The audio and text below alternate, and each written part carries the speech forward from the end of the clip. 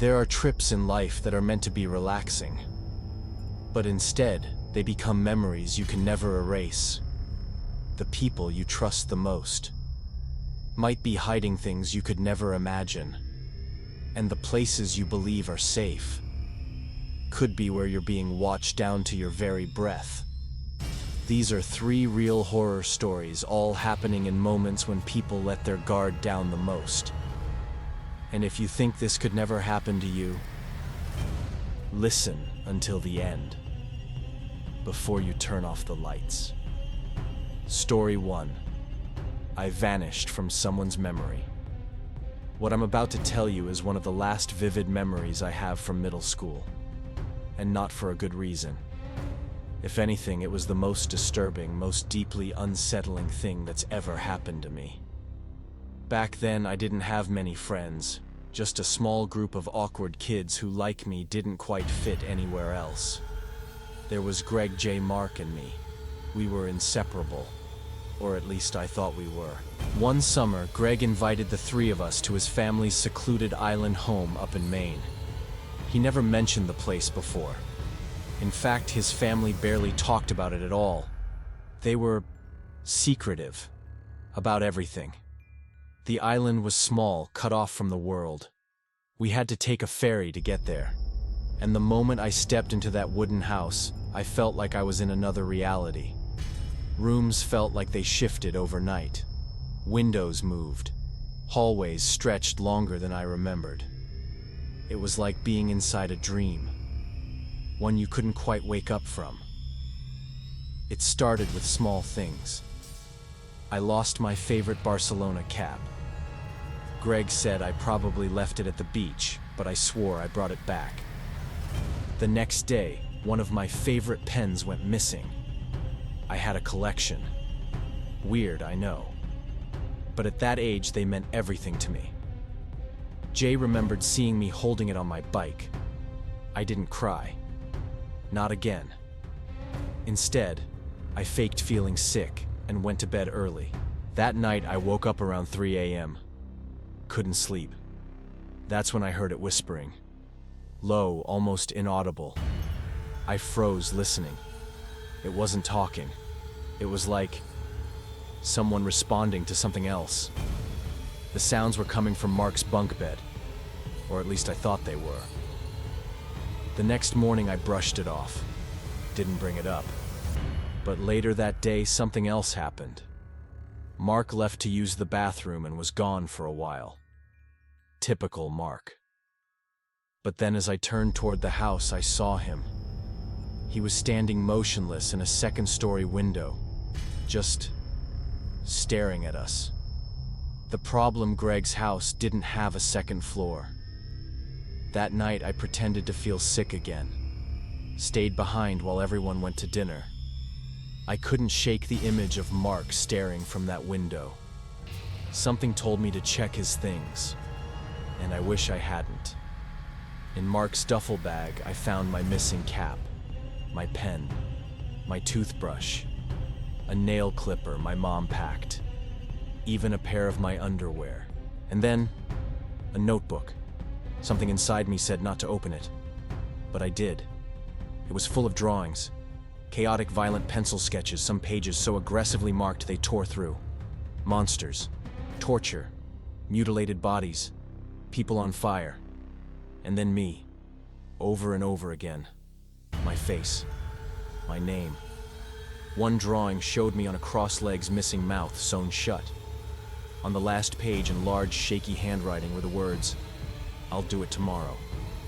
That night I showed Greg's dad the notebook. He looked pale. He told me to put everything back.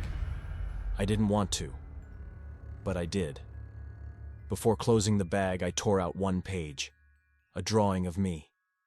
I don't know why. Maybe I just needed proof that this was real. Greg's dad rushed us home the next morning. Mark never said a word. He just stared at me, like he knew. When I got home, I broke down, told my parents everything. The police got involved. They found the notebook and the rest of my things. Mark's family moved. He never came back to school, I never saw him again. For a while, I convinced myself it was over. Until last week, a letter arrived, no return address. Inside a small velvet pouch, my old pen, and a single note.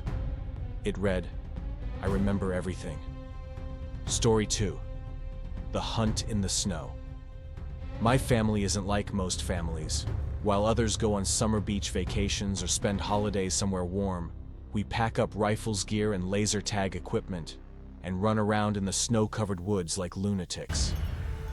Every winter, the adults rent a cabin big enough to hold us all, usually someplace deep in the woods. This year, it was in Vermont. The place looked more like a fortress than a cabin. It had to be. There were over 20 of us. But the real tradition didn't start until the second to last night. It was a game. Laser tag. At night. In the forest. The adults were serious about it. Custom gear, custom rules. Last person not tagged wins. I had just turned 18. It was my first time being allowed to play, and I was ready. We all set our timers, gave each other nods, and then scattered into the woods. Some ran uphill. I went down, figured fewer people would take that route. Snow crunched beneath my boots. The moonlight reflected just enough off the ground that I didn't need a flashlight. I moved slowly, carefully. I was deep in the woods when I found a perfect hiding spot behind a low ridge. I waited, but after a while I got bold. I began walking sideways along the slope, hoping to flank the others from the side. That's when I heard it. Crunch. Behind me. I froze behind a tree heart, pounding. I turned. No one. But in the distance, I spotted a faint trail of footprints, barely visible, leading to a large tree about 15 yards away. Someone was there, watching me. But why hadn't they tagged me? I was out in the open. Unless they weren't playing the game. I bolted up the hill. I needed to get back to the others. Halfway up the slope, I noticed a second set of footprints. Different pattern, coming from deeper in the woods, then looping back like they'd circled around me. Someone had been outflanking me. Suddenly behind me, I heard a loud thump like someone falling into snow. I ran harder. As I crested a hill, I spotted my cousin Corbo. He was walking casually, laser gun in hand. I crouched, aimed, and fired. His marker blinked. He slammed his fist into a tree. I smiled. Adrenaline surged. I wanted more. I sprinted ahead, then doubled back, hiding behind a thick pine tree. Flawless ambush. Then, my vest blinked red. I'd been tagged, but I hadn't heard a shot. I looked toward where I'd just been hiding, and there, standing completely still, was someone. Not moving. Laser beams still locked on me. I waited for them to come forward. They didn't. I stepped closer, and that's when I saw their hands. Pale. Unfamiliar. They didn't belong to anyone in my family. Suddenly, 2 more people stepped out from behind the trees. They weren't wearing markers. They weren't part of the game. Behind me, another sound.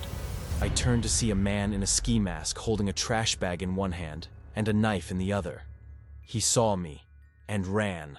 I screamed, dropped my gear, ran harder than I ever had in my life.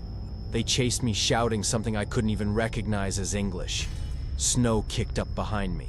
Branches scratched my face. My legs burned. And then lights. The house. I saw movement. Someone ran toward me. It was my Uncle Lucian, rifle in hand. He raised it and fired 3 warning shots into the air. The masked men froze, then disappeared into the woods. I collapsed at Lucian's feet. The next morning, we found a snowman built at the edge of the clearing, facing the house. In its hand was the laser gun my aunt had lost the night before. Someone had picked it up and left a message. Story 3. The Light from the Dark. It was supposed to be a relaxing getaway. Just 4 of us. Me, my girlfriend, her best friend, and her boyfriend. We rented an Airbnb deep in Lake County, California. Secluded, quiet, surrounded by towering pines and zero cell service. The house itself was beautiful. Rustic, hot tub, exposed fireplace, perfect for a long weekend. The first night was cozy. Wine board, games, music. We never made it into the hot tub. Calvin, my girlfriend's friend's boyfriend, was acting weird. Withdrawn. Almost nervous. Second night we convinced him. We all got in the tub half drunk playing Never Have I Ever with the music blasting. Then it happened. A flash of light. Blinding. Like a lightning strike. But the sky was clear. We all froze. Turned the music off. Looked at each other. Then click. A sound from the woods. Sharp. Deliberate. Then another. From a different direction. Then whistling. Soft, almost playful. I stepped out of the tub, dripping, freezing, heart pounding. I walked to the back deck, looked into the woods. Nothing. But then, I saw it. A silhouette. Low to the ground. Not moving. And another. And a third. They weren't walking. They were just watching. I yelled for everyone to get inside. We locked all the doors. The four of us huddled in the living room. Then came the banging. On the front door. Hard. Like fists or rocks or both. Calvin called the police. I grabbed a kitchen knife and yelled that I had a gun. Silence. Then glass shattered. A living room window. A large rock crashed through with a piece of paper taped to it. "Go away. You shouldn't be here." We ran upstairs, locked the door, called the police again. They arrived 30 minutes later. Found nothing. But that wasn't the worst part. As I packed our things, I noticed something tucked behind the curtain near the broken window. A tiny black camera stuck behind the rod, pointed straight at the couch. It had been recording us, watching us. We left that night. The host gave us a refund but refused to answer any of our questions. I haven't taken another vacation since.